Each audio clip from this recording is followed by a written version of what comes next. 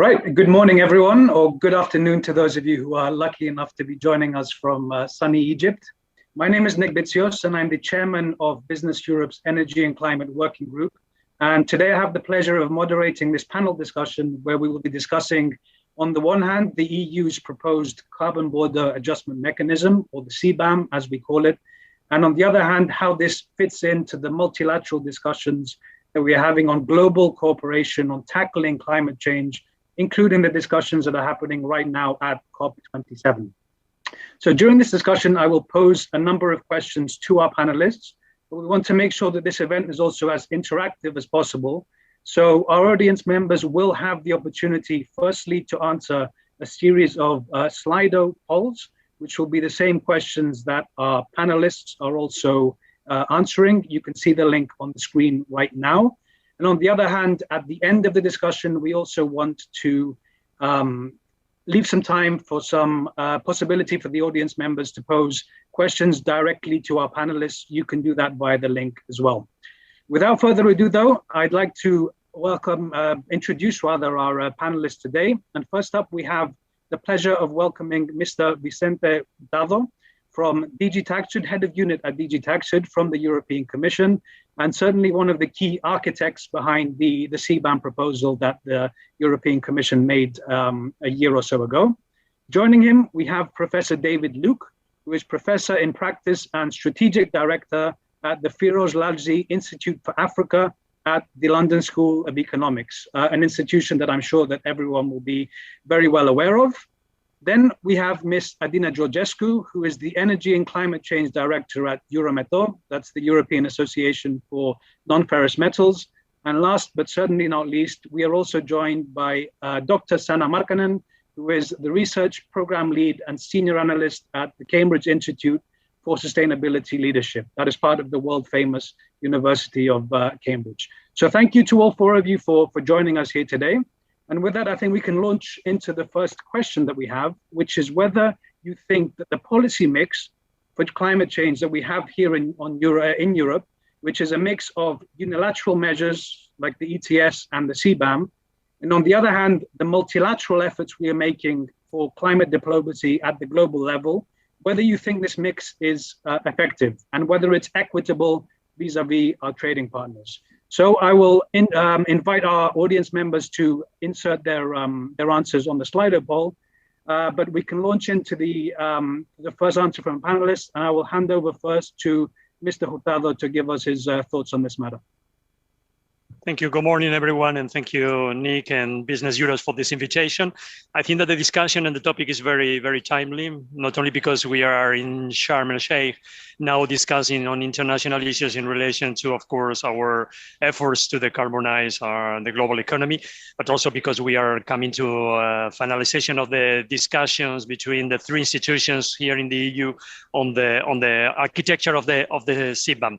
Before I come to your 2 points about effectiveness and also to the point on equitability, I would like to just remind the audience that the CBAM is a powerful element or tool of the EU climate policy, not only externally but also internally, because as you possibly know, as we will include CBAM into the EU policy, we will be also removing free allowances for the sectors which are under the scope.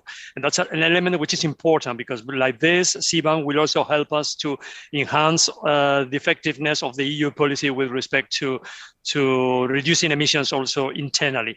But globally speaking, and when it comes to third countries, I think it's very important to underline and understand that the CBAM has a very interesting element, which is, of course, ensuring that third countries around the world will also put in an effort to decarbonize. We are not imposing any specific system. We have an ETS, we have carbon price.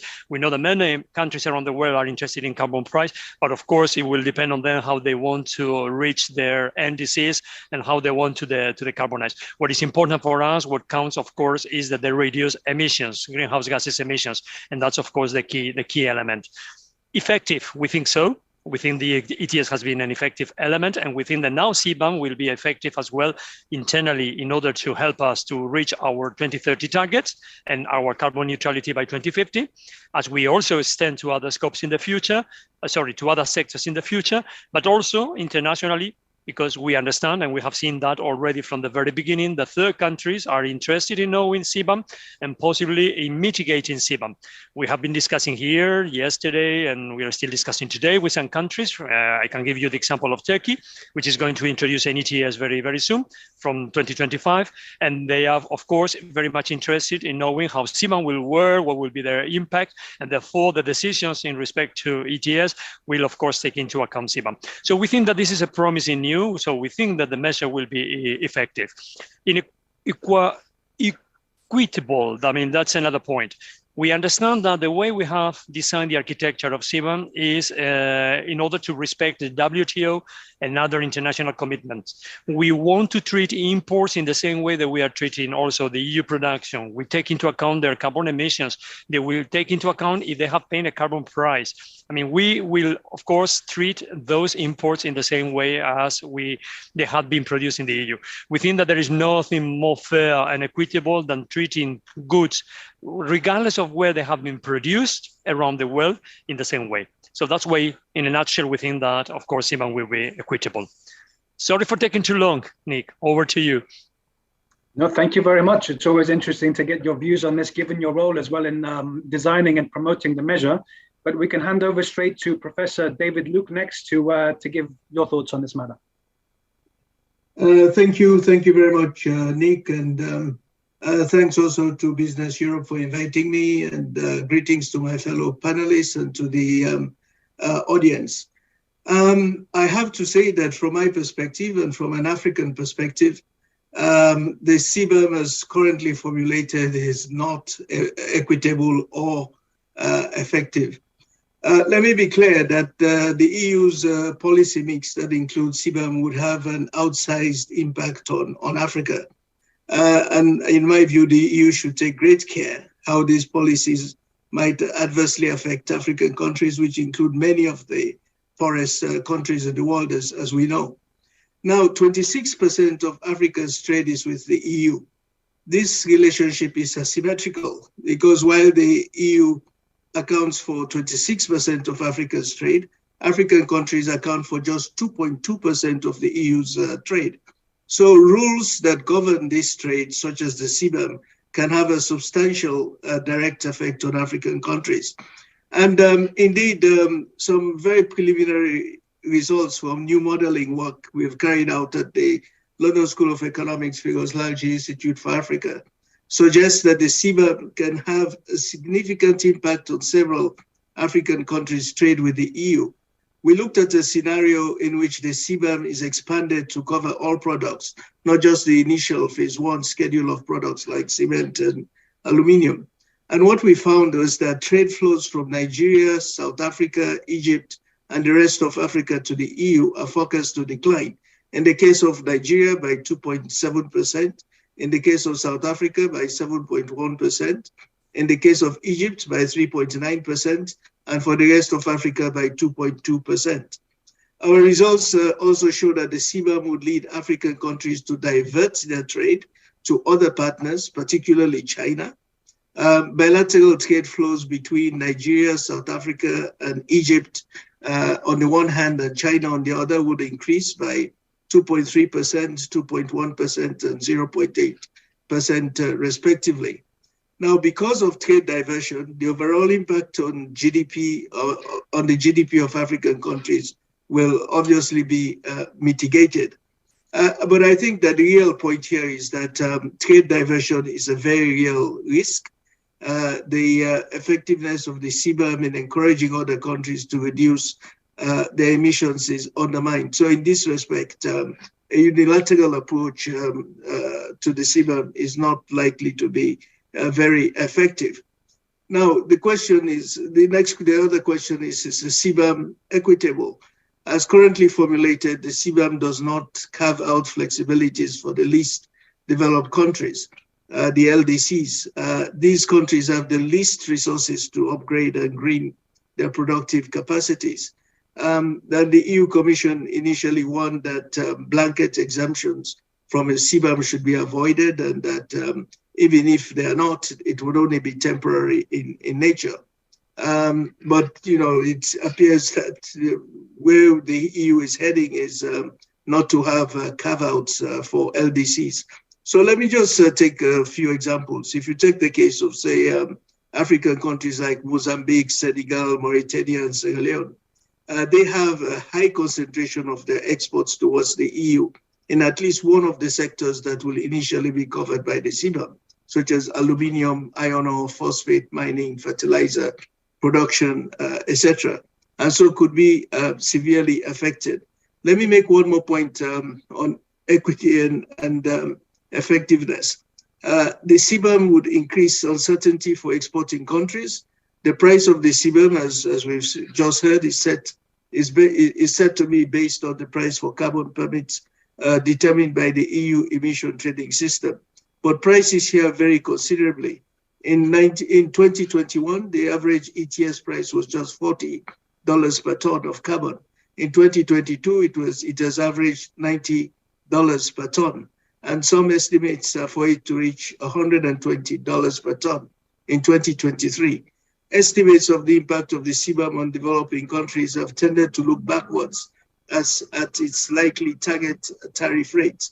For example, there was an UNCTAD study that undertook the assessment on the basis of relatively low ETS rates of $44 a ton at the lower end and $88 a ton at the higher end. But this is likely to be exceeded, as I've said, going forward.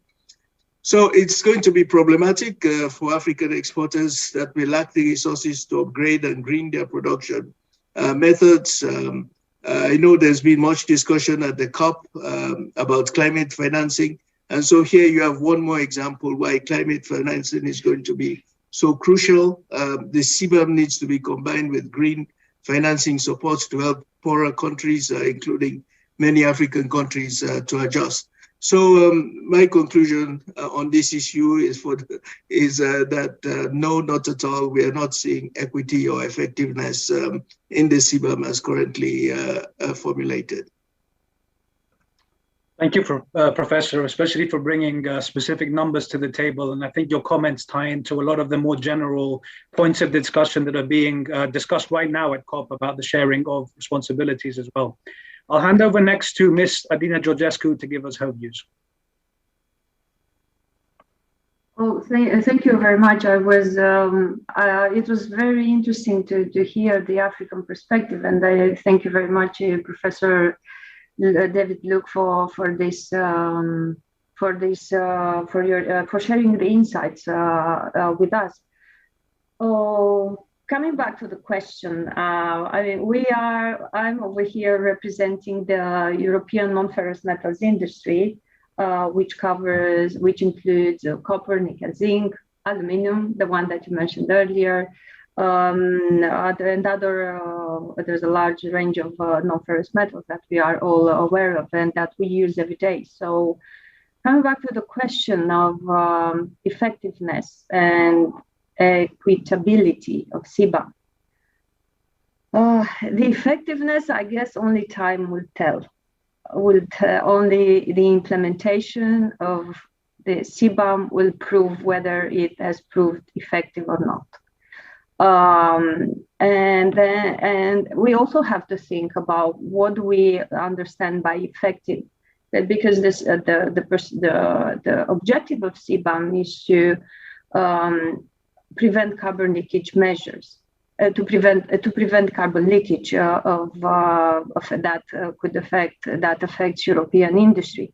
Also, the objective of CBAM is to reduce emissions, as Mr. Hurtado explained earlier, emissions at global level. So I think this is how we should evaluate later on the effectiveness, whether CBAM, once implemented, has indeed prevented carbon leakage of European industry. And I'm referring here to the various shapes that carbon leakage can take. meaning not only closing down plants in Europe and moving elsewhere, relocation, but also closing down and never reopening, losing European jobs and losing, economic growth in the end.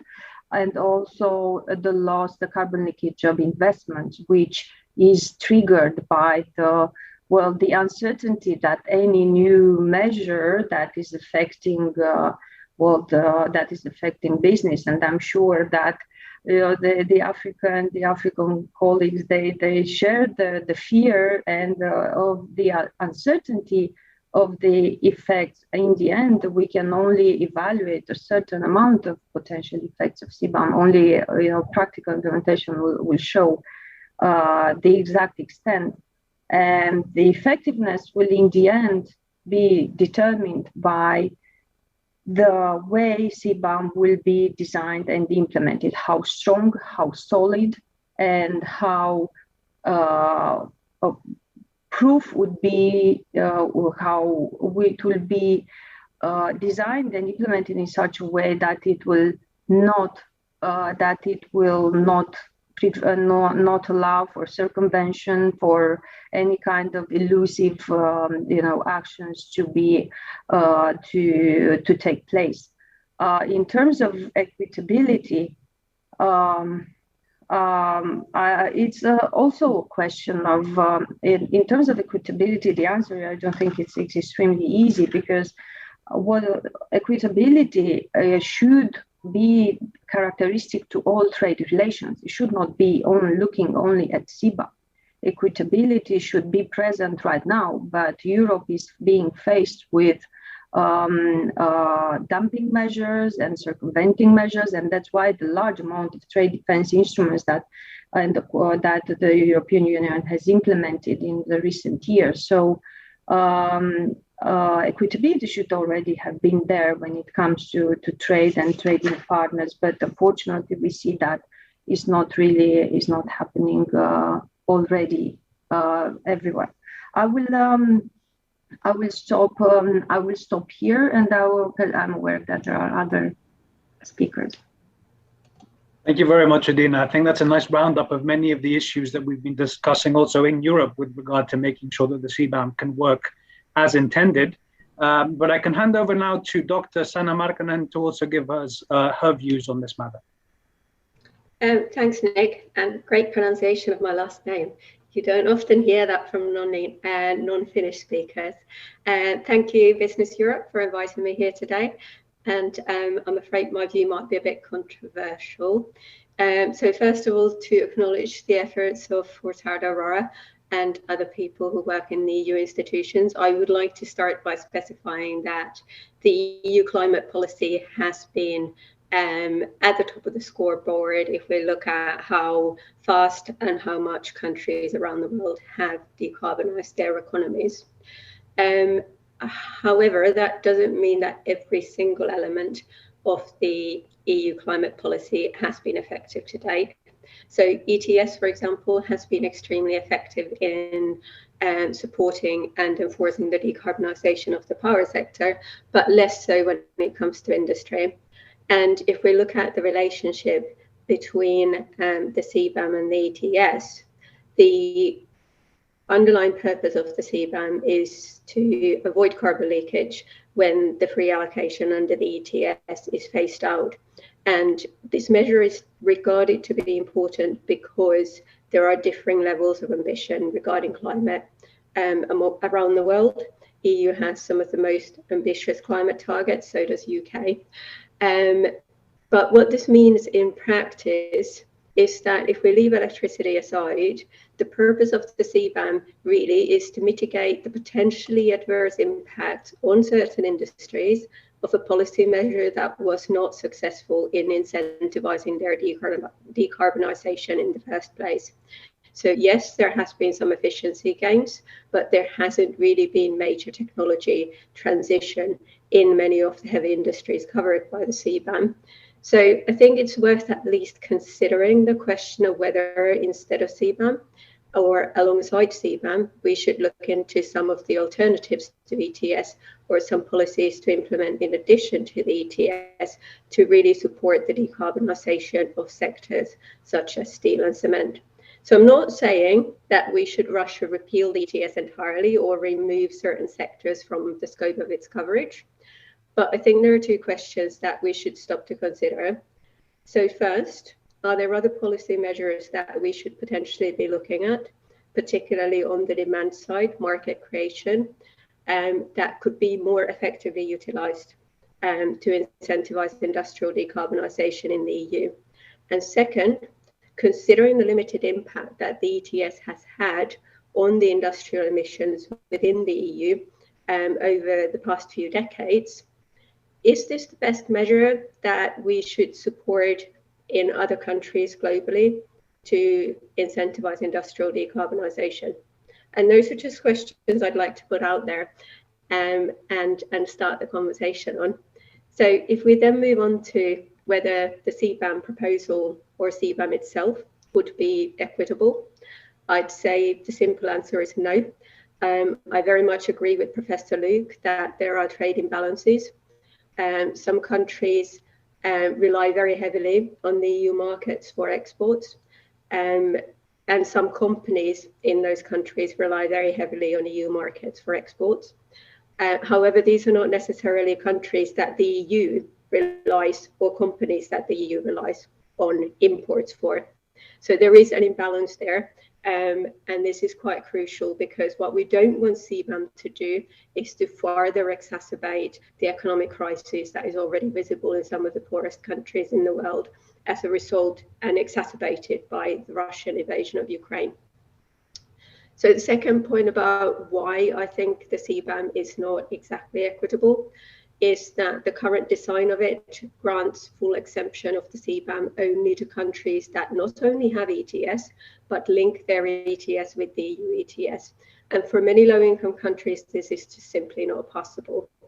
And what the situation that this creates is that companies in countries that do not have ETS system in place effectively see their ability to influence decarbonisation and drive decarbonisation efforts within their country limited by the fact that they can no longer import to Europe free of barriers and tariffs. Yes, they can prove that their emissions are below a certain limit, but this is actually a requirement that goes into more detail than what European companies are expected to do.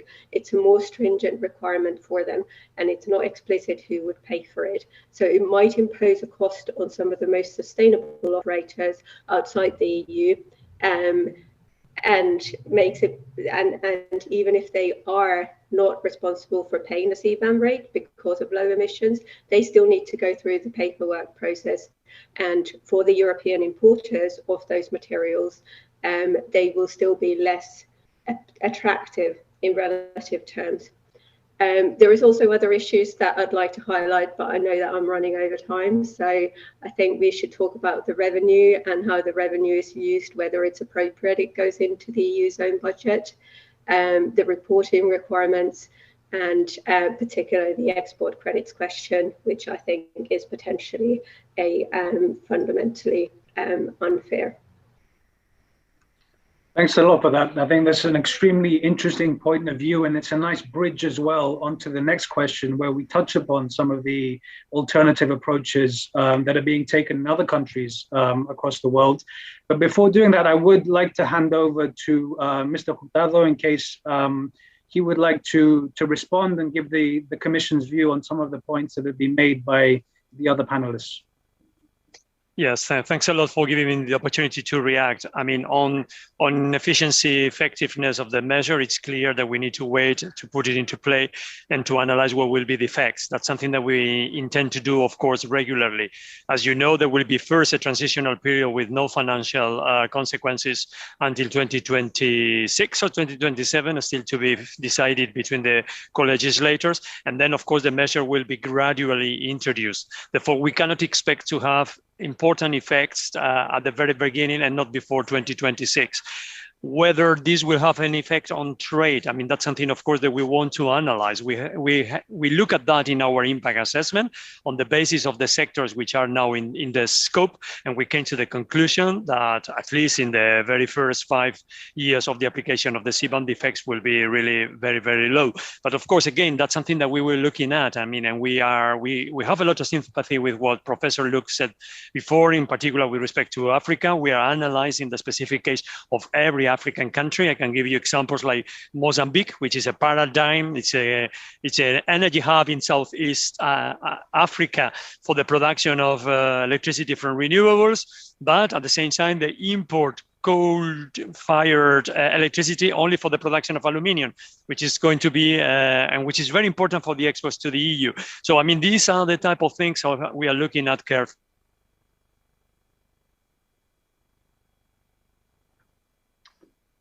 We've just lost you. I'll give him a second in case the connection comes back. If not, then perhaps we can move on to presenting the results of the Slido, and hopefully Mr. Hurtado will be back with us soon. So as you can see on your screen, we have quite an interesting set of results here, where 30% of the audience think that the mix is both effective and equitable. Another 30% think that it is effective but not equitable. So it seems we have a majority in favor of thinking that the measure is effective.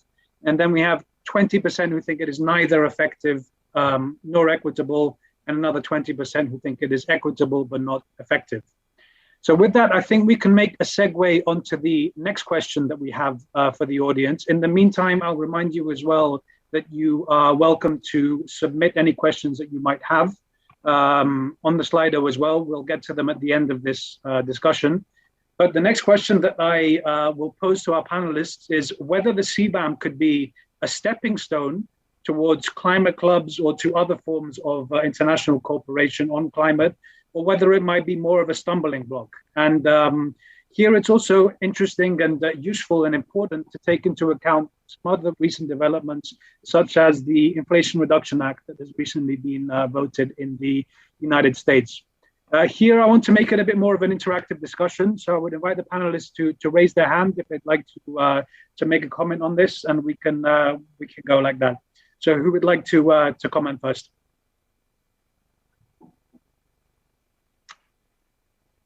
Sana, over to you. Thank you. I mean, after my perhaps quite critical assessment of the CBAM in the beginning, I do think that it is an interesting measure for the EU to propose, particularly because it has, even before it's been implemented, generated a lot of rather lively discussion on the importance of global decarbonisation, and also drawn attention to the possibility that countries might start to unilaterally restrict trade on climate grounds, and they'll get away with it. So the EU CBAM, once it's in effect, will most likely be challenged by the WTO, but it will most likely be justified on climate grounds. And as such, it might actually set a precedent for the use of climate change mitigation or environmental protection to justify measures that restrict trade or could otherwise seen as protectionist. So from that point of view, it's hugely important because it sends a clear signal to countries that are currently not engaging in climate change mitigation that they do need to do more if they want to have unhindered access to global markets. Thank you for that. It's very clear. I saw Adina's hand first, and then we'll hand over to Professor Luke after that. Thanks, Nick. Well, from my perspective, and I would also like to build on what Professor Markkanen said earlier in her first intervention. CBAM is one, obviously, CBAM represents it's one option. It is one tool. And I think it will not the best way to deliver decarbonization at global level and investment in renewable energy and reducing emissions is to go through for a set of tools, and that also involves, as Professor Markkanen said, demand measures addressing demand or addressing consumption. And if we look at it, today it was just announced that the world has reached 8 billion people. So all these persons, they need to be fed, they need to be washed, they need to be dressed, sent to school, they need to have electricity and heating. So that requires a lot of products, a lot of consumption in the end production, industrial production on one hand, and consumption on the other hand. So I think that any climate change mitigation measure would reach the objective of decarbonization, of reducing emissions at global level through a mix of measures, including addressing consumption. And coming back to the CBAM and also the other initiatives that we see that are happening at international level, and you mentioned the U.S. Inflation Reduction Act. To me, they seem like two schools of thoughts. You have the school of thought of US, where they go for the carrot, they go for financing, for giving money to investments in energy transition and decarbonization. There are 369 billion, if I remember correctly, the earmarked amount. And then you have the other school of thought. You have the stick, if I can put it this way, of the EU approach, where we have a tax. We have a tax on carbon, a tax on emissions. So there's obviously, EU ETS has delivered reduction in greenhouse gas emissions, and that's why the European industry is now one of the least emissions intensive in the world.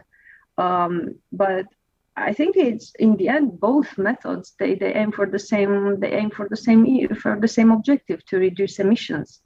And it's a question of I think the most appropriate question would be, which of these two schools of thinking are more effective? Because we discussed earlier, the effectiveness are more effective in delivering the emission reduction objective at global level, whether that will be the stick, the carbon tax, or whether that would be providing investments.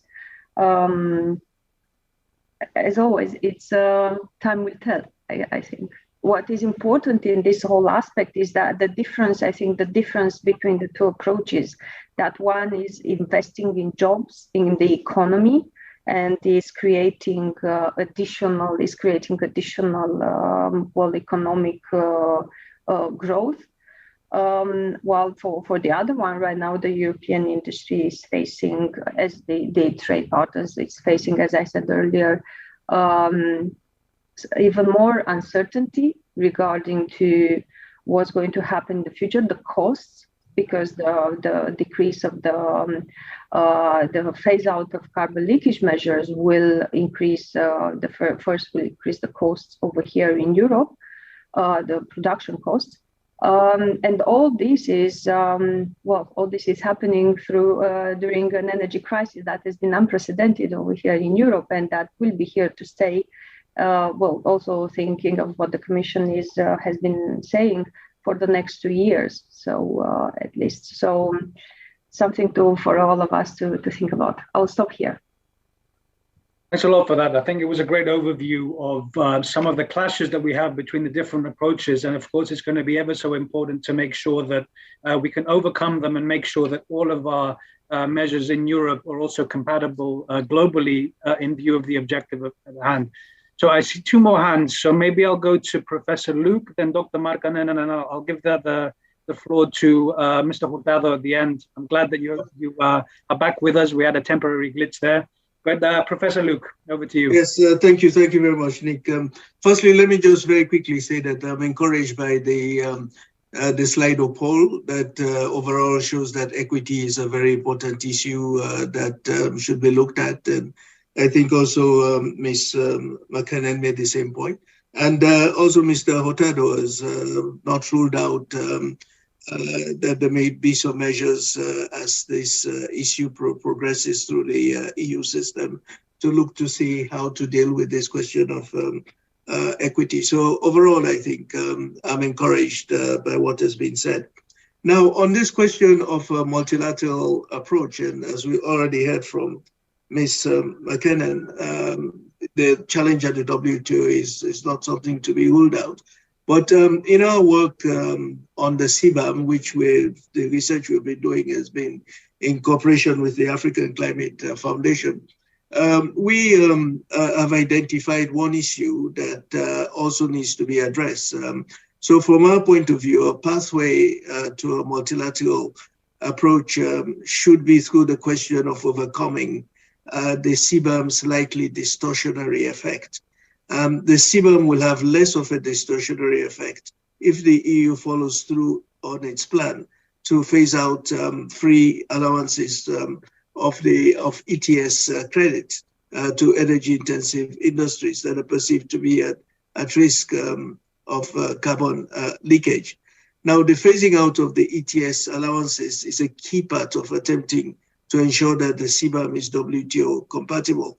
Now, I understand that the 3 EU institutions are in the process of negotiating the phase out of these allowances, and their positions, as we understand it currently, range from gradually phasing out the free allowances by between 2030 and 2020 or 2035, and also with different paces of reductions. Now, removing the ETS allowances at the same time as the CBAM is implemented should at least help to reduce the distortionary effect of the CBAM, because EU businesses in sectors covered by the CBAM will simultaneously face higher costs for their carbon emissions at the same time as imports from outside the EU will face higher CBAM-related tariffs. So we think that this will be a viable approach that could be considered in this question of a pathway to multilateralism. Let me also say that our study, which we expect to come out towards the end of the year, will be available on our website. We'd also be willing to have further discussions with the EU colleagues on this as well. Thank you for that. That's very clear. And next I'll hand over to Dr. Markkanen. I saw you nodding along to many of the points that were made previously. So over to you. Yeah, I mean, it's difficult not to agree when you have a group of people saying rather sensible things. But I mean, just echoing what Ms. Jurasescu was saying, particularly in comparing the IRS in the US with the EU CBAM. The way that I like to do that often is to say that the EU CBAM is almost a universal stick to any company who is, or any country that does not have an emissions trading scheme or a carbon tax in place to do so, and do so very quickly, and perhaps faster than the EU itself did back in the day. The US IRA, on the other hand, is almost a universal carrot. It gives incentives to companies, foreign as well as domestic, to invest in the US, and particularly to invest in many of the low carbon technologies, low carbon energy storage, and so on. And I'm in the US at the moment, which is extremely interesting time to be here with the midterm elections, and looking at how the public response to the IRA has played a key role in the electoral outcomes. So I think there are two definitely very different logics underlying, but both of the packages are seeking to incentivize decarbonisation In the US, the approach is more come to the US and help us decarbonize, or US companies increase your operations in the sustainable area, in the sustainable sectors, and we will support you in that. Whereas in the EU, it's very much focused on the carbon pricing and specific type of carbon pricing at that. Now, just to echo what Professor Luke was saying, the free allowances do need to be phased out. If the free allowances are not being phased out, and I'm sure Mr. Portato-Aurora will pick this up as well, we will not meet EU's climate targets by 2030 nor 2050. So the process needs to happen. The CBAM will be unfair as long as, I mean, it can be phased in a fair way in terms of not providing an unreasonable cost burden for foreign companies in comparison, or foreign producers in comparison to EU producers. But the foreign producers will still need to go through the paperwork. So if we look at the relationship between the EU and the UK, for example, because the UK is no longer linking its EU ETS with the EU ETS, it will be subject to all the paperwork requirements, even if there is no CBAM rate payable, and that will reduce the relative attractiveness of UK exports within the EU. So I think there is something to be considered. What is the cost of all this administrative burden, and whether imposing that is fair, even if no actual CBAM rate is payable. And just a final thought to finish up.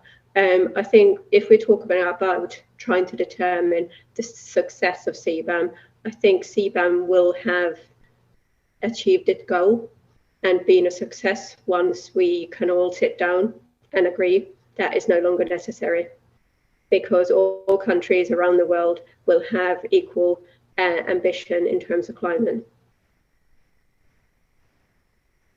Thank you very much for that. That's very clear. And to wrap up this part of the discussion, I'll hand over to Mr. Hurtado.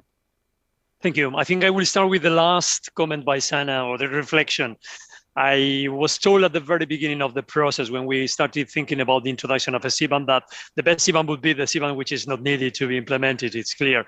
And of course, in the EU, as it could not be differently, we believe in multilateralism. We believe in finding solutions at global level. But we are not there. I mean, it's clear that not all countries are doing their efforts. Not all countries are abiding by their commitments when it comes to the NDCs in the Paris Agreement. And it's clear that more effort has to be put, and we need to take measures. The CBAM, or we, the Commission, we are working very closely in bilateral contacts with many countries around the world when it comes to CBAM, but when it comes, of course, to mitigation for carbon emissions, but also in the global fora. There is this idea of the climate club, and there are other ideas in the G7, in the G20, which are being explored, and where, of course, we are very much interested and we want to contribute. And we don't see the CBAM as an obstacle or as a competitor of these ideas. We see, on the other hand, as a step forward in order to get there. So CBAM, as I said before, it's putting in a lot of emphasis on encouraging countries to decarbonize, to come with measures to reduce their emissions. And that's something that, of course, will contribute to multilateral solutions. On the other hand, we are also working on the methodology, which is very important. And we want to come with a methodology that can be, of course, understandable and applicable by everyone, and could be, of course, used at international level by everyone.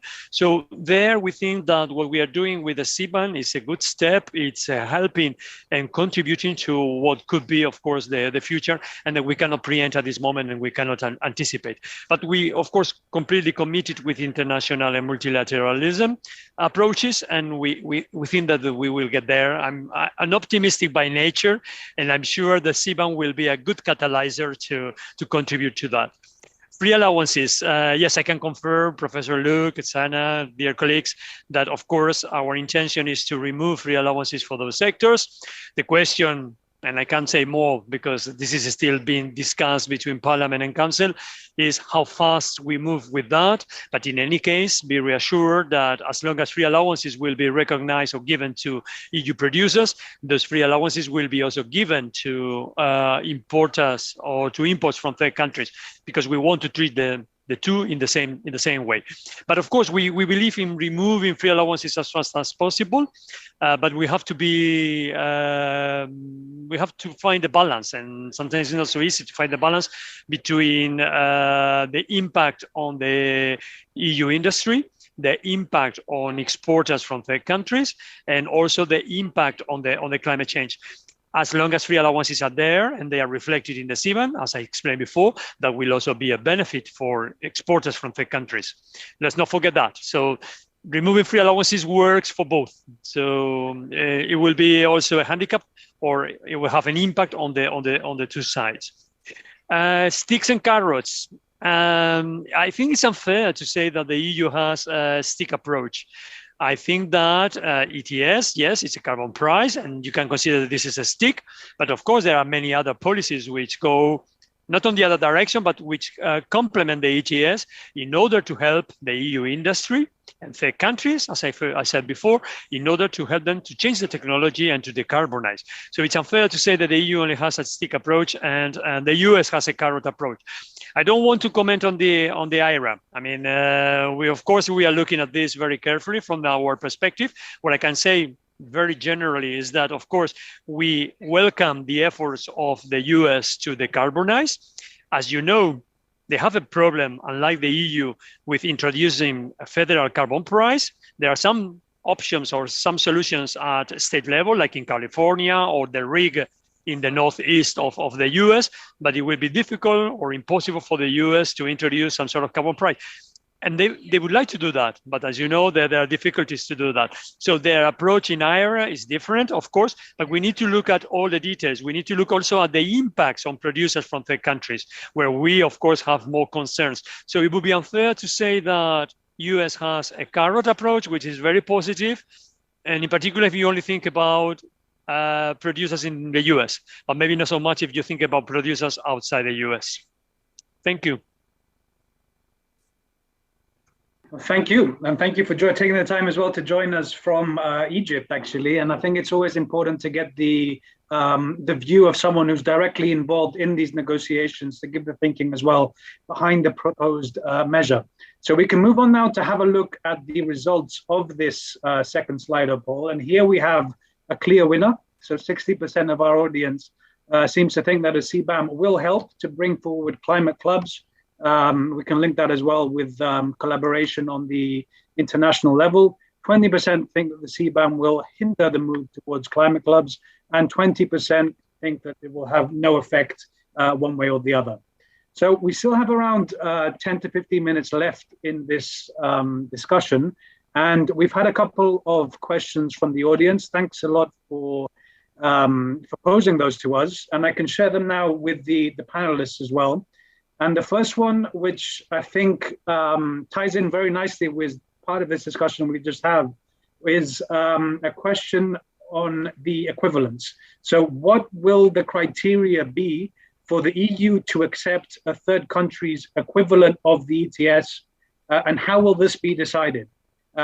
This comes back to the equitable question. That's a question from Saul Rubens from Stercom Limited. Thanks a lot for that. And I'll pose that maybe to Mr. Hurtado first to give us his thoughts on this. Thank you. Yes, the regulation will explain, or will have a definition of carbon price that we can take into account. So in principle, an ETS or similar binding system, or for example, a carbon tax in place will of course be considered. We had, for example, I will give you some examples. We receive a lot of questions from Canada, whether their system, they have different systems according to the different provinces. And one of them is the output-based price system. And we clarified that, of course, all these type of systems will be taken into account and will be deductible from the CBAM. On top of that, we will foresee the possibility to sign bilateral agreements with the countries which have carbon price in order to understand their systems, to confirm that these will be taken into account, and of course also to reduce the administrative burden with the sales of certificates or the purchase of certificates. So I think that there will be plenty of time in order to engage with the countries in order to clarify this and to make sure that we are equitable in that sense. Thanks for that. And I think we can go in the same order that we went through the initial questions. So over to Professor Luke next. Yeah, thank you, Nick. Not really. I don't think I have a comment on this, so I'll pass. So maybe we'll switch it up then. Adina or Sana, would either of you like to make a comment on this? I see Adina's unmuted as well. Yes, just to add to what Mr. Hurtado said. Well, obviously there should be for the whole equity and equal treatment of of the products produced in the EU and products produced outside the EU. For the purpose of that, the carbon costs, they should be similar. So if there's a cost paid in Europe for that, since I'm representing the European industry, that should be similar to that. That should be also reflected in the, let's say, the carbon in the CBAM cost. However, when it comes to equivalence between the different carbon pricing systems that are throughout the world, I don't think it's sufficient to look only at the carbon pricing. We should also look at the way the electricity price is also formed on the electricity market in that specific country. As if there are no similarities between the way the energy markets are functioning, then also the electricity price will not reflect the same, will not reflect the same quantity of the carbon costs in the two different systems. And I'm referring here specifically to the indirect emissions cost, which is something very specific to Europe, the way the energy market is designed, and the way the ETS is fitting into this whole infrastructure. So to come back, it's not that simple, and it should not be simplistic, the approach to just reflect if there's a carbon cost declared somewhere to consider that is equal and equivalent to the one that is paid in Europe. Ideally, there should be an ETS everywhere and an energy market functioning on the same principles, but that is not happening. There's diversity in the world. But this diversity should be taken into consideration when the pricing is being set and when recognition of pricing methodologies in other countries is being given in Europe. I'll stop here. Thanks a lot for that nice roundup of some of the key issues that are being discussed also at the global level with regard to how the CBAM should be implemented. And last but not least, I will hand over to Dr. Markkanen in case you have anything to add on from your side. Yeah, I mean, perhaps just to concur with Adina, that I think so there are different issues to consider. One of them is the difference between the CBAM rate that is payable and the administrative costs associated with having to participate in the CBAM, and the products or materials that you import into Europe having to come with certain certification or emissions verification, assuming that you come from a country that doesn't have an ETS that is linked to EU ETS. So there are some issues that are associated with a very narrow exemption criteria for as in total exemption from the EU CBAM, and that is you need to have an ETS system that does not just impose a carbon price. You only get a complete exemption if you also link that ETS system to the EU ETS and therefore have a similar carbon price. And I think it's really important, the issue about electricity prices that Adina raised, because I speak to a lot of companies in my role as a research program lead, and many of those companies are saying that, well, we have the technology to electrify in Europe and in the UK, but we can't afford to, because electricity is so much more expensive than gas, even though the cost of electricity is determined by the cost of gas. There are aluminium plants within the EU and the UK who are currently not operating because of high cost of electricity. And they are some of the cleanest production plants in the entire world. Currently, they are not producing. There are EAF furnaces in the steel industry that are shut down for months currently because of the cost of electricity. So these are big issues that we need to look at in Europe as well, not just how CBAM is going to protect these industries or not, but also what are the limitations of CBAM if we look at really what needs to be done within the borders of Europe in order to create the demand and therefore enable those industries to stay and be operational and be successful within Europe and globally. And I think this is where we can go back to the IRA and look at what the IRA is doing. It's creating markets, it's creating demand. And this is where it's enabling businesses to have a viable business case for investing in some of the new innovations, some of the new technologies, renewable energy and so on, which is what this EU CBAM is in its current format, not delivering quite so well. Thank you, Dr. Markkanen. Some great points there as well. And I'm afraid we are getting to the end of our allotted time here. So maybe one final question for the panelists. I'll ask you to keep your question to 30 seconds if that's possible. And the question is, in your view, what is the single most important factor in order to make the EU's new approach to tackling climate via trade policy be effective? So we'll go same order again, Mr. Hurtado. Well, difficult question. I mean, in general, we think that the policies that the EU is developing at this moment are the right policies. Of course, CBAM is one of the elements, but it have to be complemented with many other elements as well. As I said before, we are completely engaged in multilateralism, and we think that there is still space to reach agreements on other issues. We are also engaged in developing Article 6 of the Paris Agreement with global carbon markets. There is also the idea of the international forum to agree on some sort of carbon price floor or something which could be similar. We think that they are idealistic, but they could be, of course, the right signals or go in the right direction in order to have a common and global approach. And thank you again for the opportunity for this discussion today. I found it very, very interesting. And also my colleagues, the panelists, I found the discussion very, very interesting and very constructive. And please, Professor Luke, send me your study by the end of the year. I will read it carefully during my Christmas holidays. Yeah, okay, thank you. This is what we organize these panels for. And thank you to you for joining us from Egypt as well. Over to you, Professor Luke.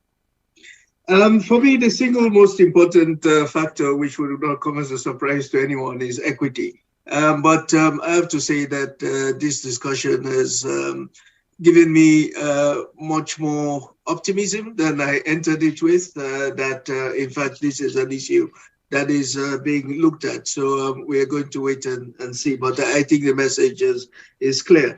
I'll just end with this point. I think the example of the GDPR, the General Data Protection Regulation, has shown us that the EU does have tremendous influence in standard setting.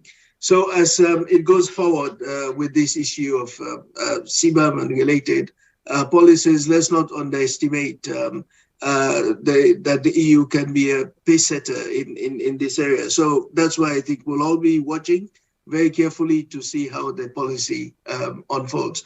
Let me also just join in thanking my fellow panelists, Adina, Vincente, Sana, and yourself, Nick, for a very interesting discussion. Thank you. And it's great to hear the optimism as well. That shows the importance of dialogue. It's gone past, so very quickly, Ms. Georgescu.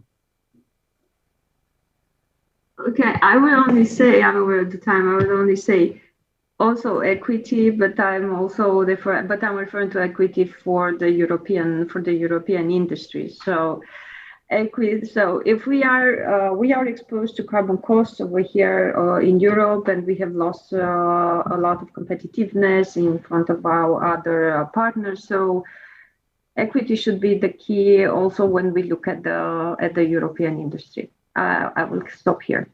And thank you everyone for the very interesting discussion. And I'm also looking forward to read the study. Thank you. So am I. And last but not least, Dr. Markkanen. Well, I'm also looking forward to reading the study. So Professor Luke, if you can send it this way as well. So I'd like to thank the panelists. It's been really interesting conversation. And in sort of sense of a closing statement, I think there is a possibility that the CBAM could potentially, by attracting so much criticism from the trade partners for its unilateral nature and for the perceived shortcomings of it, that it might actually incentivize other countries to come together and form climate clubs that would be more open to participation.